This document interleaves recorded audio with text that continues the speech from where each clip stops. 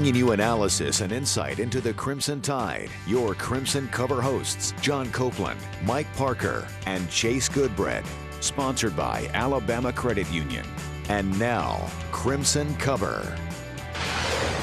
Welcome to Crimson Cover Television on WVUA, Alabama's home team. I'm Chase Goodbread of NFL.com, along with Big John Copeland from the 1992 National Championship team. Recruiting analyst Mike Parker along as well. With you for the next half hour here on Crimson Cover, talking Alabama and SEC football. Lots to unpack in this edition of Crimson Cover. Of course, we'll recap the Crimson Tide's loss to Ole Miss at Bryant-Denny Stadium this past Saturday. We'll preview the game against Louisiana Monroe this weekend. We'll go around the SEC to some key games throughout the league. We'll have our Week 4 picks and plenty more coming here on Crimson Cover. But, fellas, we top the show off discussing what came of Alabama's 43-37 loss to Ole Miss in the conference opener for both teams. John, Alabama opens the SEC schedule 0-1 in a home game. So now they're 0-1 in the league. They got 7 league games left to go, 4 of them on the road. They're behind the 8 ball. What did you see from Alabama in this loss to Ole Miss? A wild game with a lot of game-changing plays. I think we got outplayed, and I think we got outcoached. I think we're trying to do a little too much on offense. I think we're trying to we're not letting defensive players do what they're supposed to do on defense, is let the guys play. If I'm Alabama and I'm playing a team like Ole Miss, and give Ole Miss all the credit in the world, they had a great game plan against Alabama defense. Their defense played phenomenal. They was able to create 5 turnovers, which Alabama didn't create any. I think we got the best players in the country. Just let them play. Play to your strength. It doesn't matter what you want to do or what you have done in the past. Play to your strength. And your strength is to run the football downhill with downhill blocking, and that's where you're going to get the best results. Mike, 5 turnovers, as we said, a tough loss for the Crimson Tide, 43-37, the final score. From a defensive standpoint, what did you see from the Crimson Tide? John touched on the offense a little bit with the turnovers. How about on defense? I thought they played pretty doggone good all night long, except for a play here and a play there. That extremely lucky 66-yard that should have been a sack or a fumble or an interception or at least an incomplete pass goes for 66 yards. Hadn't seen anything like that. It's kind of crazy. Well, I can't disagree with you a little bit. But hold on. I thought we went up against an excellent quarterback who played really well and was not scared. He was very accurate with the football. I think, like John said, you have to credit Ole Miss. That's a good team with good receivers. But I thought, they couldn't run the ball on us. But look, I disagree defensively. I think that fruit play was a turning point in the ball game.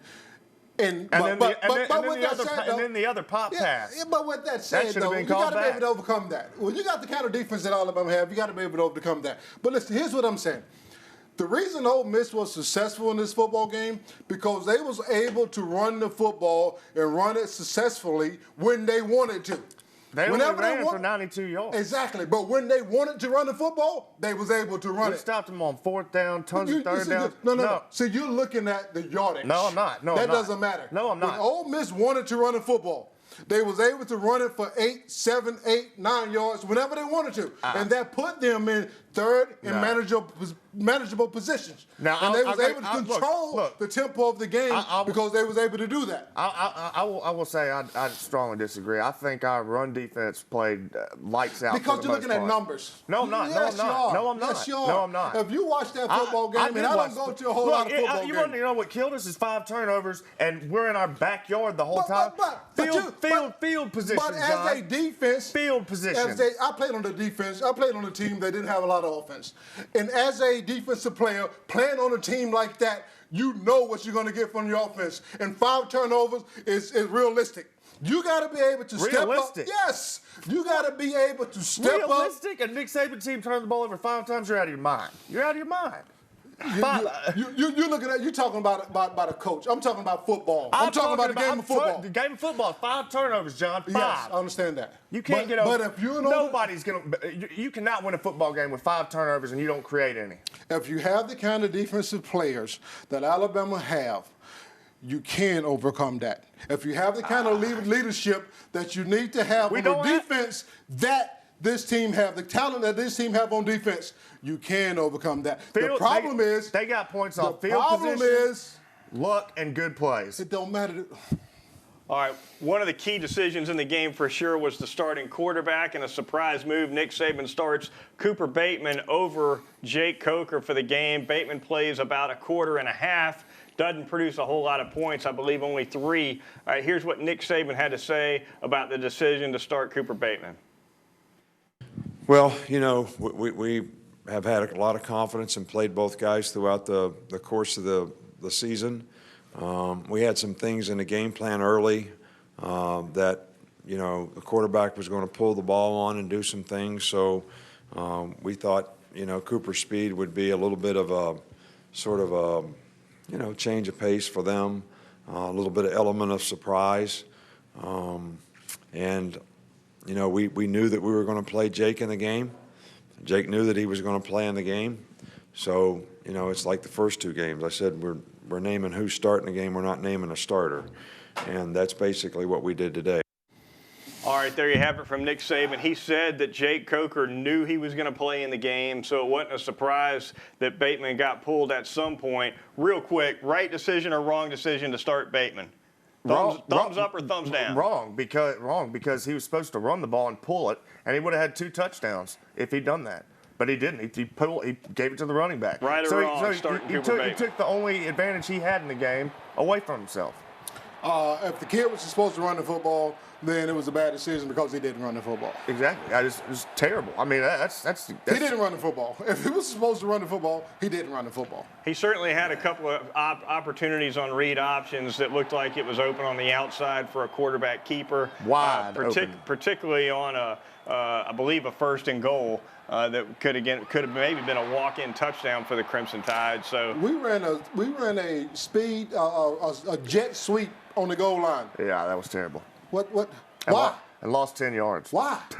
Hard to fathom, no doubt about it. All right, one of the controversies in the game, and Mike, you touched on it briefly, is the option pass that went for the long touchdown to Cody Core. A lot of Alabama fans not happy that an Ole Miss lineman was about 6 yards downfield when the pass was delivered, which is illegal. Yeah. But here's the play right here. But at the end of the day, John, there was a bust in the secondary, and the bust had nothing to do with the lineman being downfield. Yeah, you're making excuses. If you're one of the fans out there that's saying they should have been called back because the lineman was downfield, you're making excuses. Had nothing to do with the play. And there you see the lineman downfield blocking Reuben Foster. It didn't have anything to do with the play. And that happened. And in football today, with the way people running the spread offense and the way they running the run-pass option, that's going to happen. That's what referees are not calling it. That's an excuse. No, they're not. No, they're not going to call that. And they shouldn't. As a quarterback, that's a tough thing to do. You got to be disciplined. But, I mean, that's what we play in. Unless they change the rule, I mean, you got to play with it. So, yeah.